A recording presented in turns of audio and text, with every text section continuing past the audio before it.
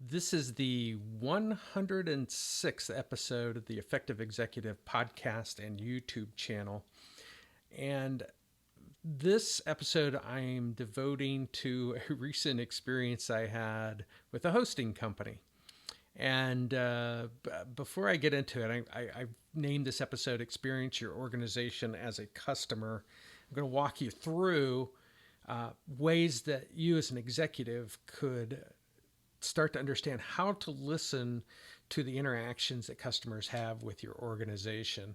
And that's the takeaway of this. It's not to beat up on the hosting company, although there are some, not necessarily this company, because there's several things that they do well. But some of my other experiences, obviously, they should be reviewed. Because of the poor service that's involved. But anyway, the quick update: the website can be reached through mindyournoodles.com still, but I do have a new domain, which is the effectiveexec.com. I'll put it below, and so I managed to switch hosting companies. I finally got the service that I needed, and you'll get to experience what I went through. And you can start to see the waste is what I want executives to realize when they're looking. Once you start to look at your organization and listen to the interactions that customers have with it, you, as a customer, you start to see things maybe you wouldn't normally see because you're caught up in policies and meetings and financials and things of that sort. So this is the name of the company is A2 Hosting, and I don't want to completely beat them up. Like I said, some of the other ones like T-Mobile that I have skewered, and others deserve it. But this company actually did one thing very well, which is what I went to them for, and that was for speed.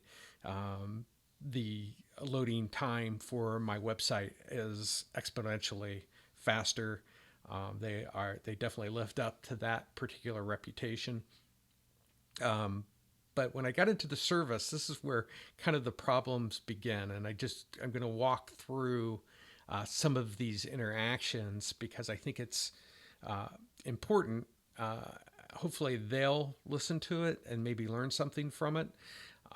But this all started on September 7th. This is now after I've switched over to A2 Hosting from, I can't even remember the previous one, but they were bad. So they were slow and the service was bad. But what I was after was what is the best way for me to change domain names? And that was the reason for my call. And I have a unique issue in that I can make outgoing calls from where I'm located, but I can't take incoming calls. So typically, I'm having to call people back, which works for in essence what I do. There are some calls I can take where I can get a better reception, like calls from customers, but typically I'm in the basement is where all of my equipment is and everything, my studio, everything's down here. So, moving my computer upstairs really isn't an option. So the issue is that I can't make the outgoing calls. And when I called the first time to get this service, what I ran into was you get put on hold. You're told that your call be worked in the order in which you called in, and then it gives you options for them to call you back. So that's one of the things that wasn't an option for me for them to call me back. Now, I wound up leaving a message explaining that in the voicemail, and that wouldn't do any good to leave a voicemail. Now they wound up doing it anyway, but that was kind of the experience that, that I had was how can, I'll just call back at another time when it's convenient for me. Um, so, one of the things also I want to make note of is that, you have music going on, while you're on hold. And I understand, I think it was on the third turn where they said, well, we'll call you back, that they finally just forced the call back. They just said basically, please leave your name and number, and we'll call you back. So, and I'll talk about that a little bit at the end here. But, I left the message, and then I wound up calling, after their voicemail, I wound up calling them the following week when I had chance to work on it again. Now, this time when I called, I was told that your call will be disconnected since your number is associated with robocalling. Now, this didn't happen in the first call, so I don't know what happened between the time I called the week before and the second week, but that's what happened. And the, A2, basically tried to, I sent them off an email, or they contacted me when I didn't respond to their voicemail, and said basically their ticket's open, and they tried to set up a time for them to call, where I had to explain several times that I could not receive the phone call and work on the issue at the same time because of Wi-Fi and a number of things, so that I needed to call. So then they suggested a live chat, which, first of all, it's not my preference, especially when I'm dealing with something with a lot of unknowns. I'd like to talk to someone to be able to understand what my options are and kind of react to that. And doing that in a chat is to me cumbersome. And so it's not my preferred, although I wound up, doing a chat with them and, trying to get, first of all, I gave them the two issues, but the first issue being, why am I being flagged as a robocall? And they said, well, another person then, after the chat, they send me another email and said, well, there's not much that they can do about that. And, can we set up a call? So again, I can't, there's not much I can do with setting up a call and having my equipment where I need to be able to talk to them and have my hands free and everything else. So,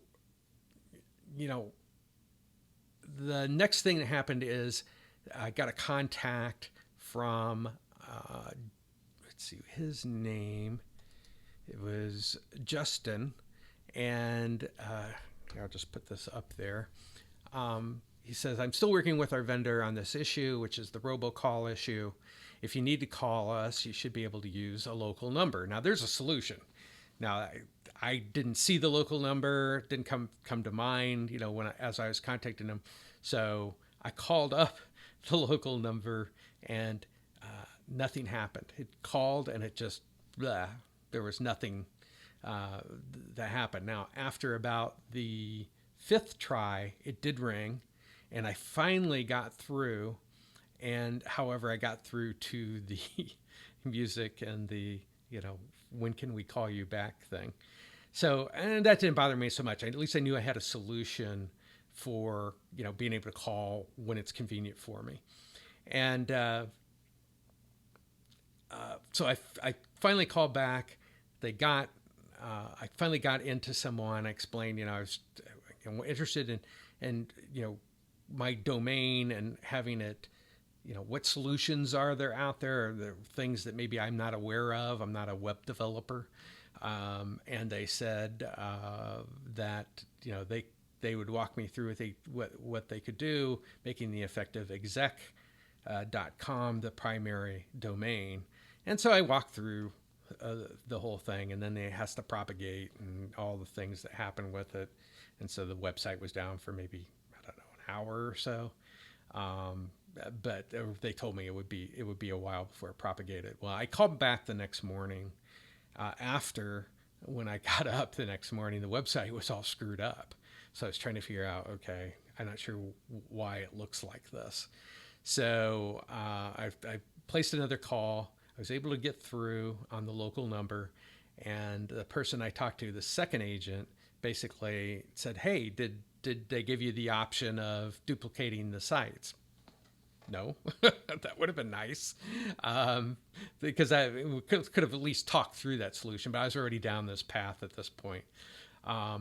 So this second agent told me that what had happened was the first agent had missed a step, and ironically, I had asked that agent, the first agent, whether there was a field that was left blank, and I thought that seems strange, but okay, I'm not an expert on this, and this was in WordPress, and he said, well, it was left blank, and I said, well, that I had asked about that specifically. He wasn't interested in that at all, but he was very good, I have to say. He stayed focused on the issue, he got it fixed, and he also found another issue while we were on the phone with my SSL with security issue, and he was able to get that fixed too.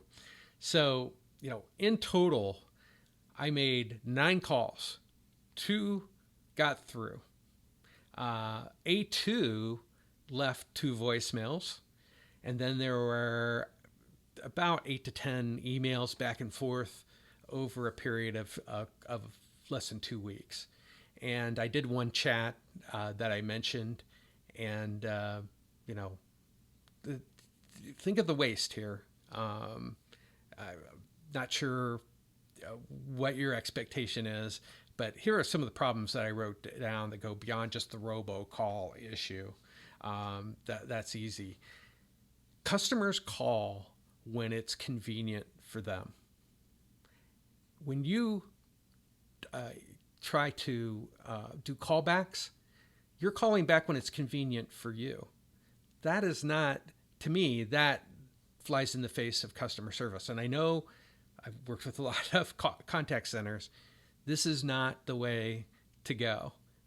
Sure, if they want to do that, that's fine. But, to me, it just continues to add more waste. And, if you can fix calls like mine so you aren't having, 15 to 20 different interactions, you probably have more time to solve people's problems when they're calling up. The second thing is trying to move to a different medium. And I find that something that they do. Oh, we're going to save money by sending them to chat. No, you're not. You don't save money by sending them to chat. First of all, some people just like to talk, especially depending on the depth of the problem that they're experiencing, or they just prefer it. I don't mind chat for certain things, but I also find that when things get messy, you can't have the back and forth that you can have, very quickly when you're speaking with someone. So trying to move someone to chat or only offering chat, bad idea. They pick the medium which they want to use. And if they choose chat, great. Forcing them to chat, not a good idea. And actually, there's the email where, saying that they have a live chat. Here, I'll just put it up here in the corner. And, saying, here's what you need to do, is use our chat. No. Number of interactions. I've already walked you through the number of interactions I had with A2 over this particular issue. And the next thing is, first of all, they're all waste. There's a lot of waste in there. There's, coming to a solution. Why can't I call somebody directly? On a line, somebody say, oh, see, we got a problem here. We've got a problem with our robocall. Call us direct. That would have mitigated probably about 10 or 15 more interactions. But they didn't do that. I don't know why. There's probably a reason. But is it a good one? I don't know. They'd never explained anything like that to me, why I couldn't call somebody, directly. However, the local number did wind up working after several tries. Another thing is the music. Please, at least offer a way to turn your hold music off. because, I can do, multitasking and work on data that I have for customers. I have, editing I'm doing for my videos. There's a number of things that you can do if you can turn the music off, but having the music on just is annoying for me and for many customers. I could tell you it's okay to have it, but leave an option to have it off. When the person answers, then I know that we're ready to go. Then I can hear them. The other thing, and I've talked about this in previous episodes, is the ratings thing. Let's just take a look at this, survey that they have. It says, after reading this reply, please let us know if it was helpful by using the one-click rating at the bottom. And it says, please help us improve our service with one click. If this reply moved your ticket forward, which I'll talk about here in a second, please give us 5 stars. Well, I don't know whether we're moving forward. The problem still isn't resolved. I'm still interacting with the one of the technical support manager at A2, and I'm sure he's trying to get it resolved. But at the same time, is it moving forward? I'm only A2 knows this. Why would they ask me whether it's being moved forward? The only thing I'd be interested in is when it's completed. Okay, we fixed your issue. Now I keep going and trying it again. I have other things to call about, but I'm not going to deal with those right now. But it's kind of forcing me to help them, which is fine. I'm happy to help. But putting a rating in there, they already know what's happened in the call. What does a rating do? Are they moving it forward? Did I finally get my issue resolved? At least one of them. As far as calling back in, well, I can use the local number. So possibly. And this is a whole thing about surveys. Surveys and contact centers, how good did I do? I constantly am asked that, but I hear it from clients. I hear it from my personal interactions with contact centers. Give me a 5. I don't know. Many times they haven't resolved the issue in my eyes. And that's the thing that as an executive, you should know, are we resolving the problem? And then, and this is part of the executive education program that I have, either for purchase or to work with your organization, is to take you through all this stuff. I mean, it's a waste to do a survey because you're only going to get responses from people who are upset or very happy. And that misses the whole middle piece typically. Or people just don't do surveys in general. So if you're going to do a survey, do them right. Do a random sample. You don't have to, each time I call in, I don't need to rate my call with you. The agent already knows how they did. So please, take a look at that in your organizations because it's just a waste. What's happening with that data? To me, it's almost, management without trying to listen to customers in their interactions with your company. I'm going to learn everything I need from these surveys. No, you're not. You're going to learn by listening to the interactions directly as an executive, and not assume that that you know better because you worked in a contact center or the contact center manager 5 years ago or any of those other things. You need to know what's actually happening in that contact center, and it's constantly changing. So was my interaction an anomaly, or was it normal? Am I the only person that's calling in?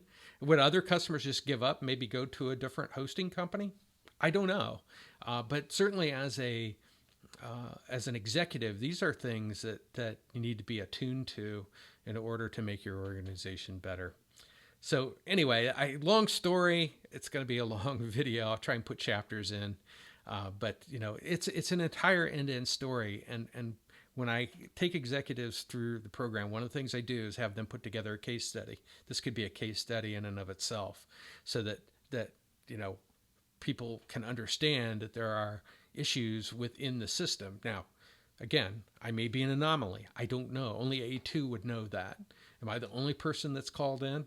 Or maybe they've called in and hit the robocall thing and they're going, I don't have a, now what do I do? So they may just switch company. These are things I don't know or have time to do for them, but they are certainly things that they better know, as far as their organization goes. But overall, I got to say, A2 hosting is fast. This is maybe a unique issue. I'm hoping it's an anomaly for them, but it wasn't handled probably in the most effective way from my perspective. There could have been other things, other avenues for people to be able to adjust to the needs of the customer. So that's what I wanted to cover this week. And remember, there is always a better way.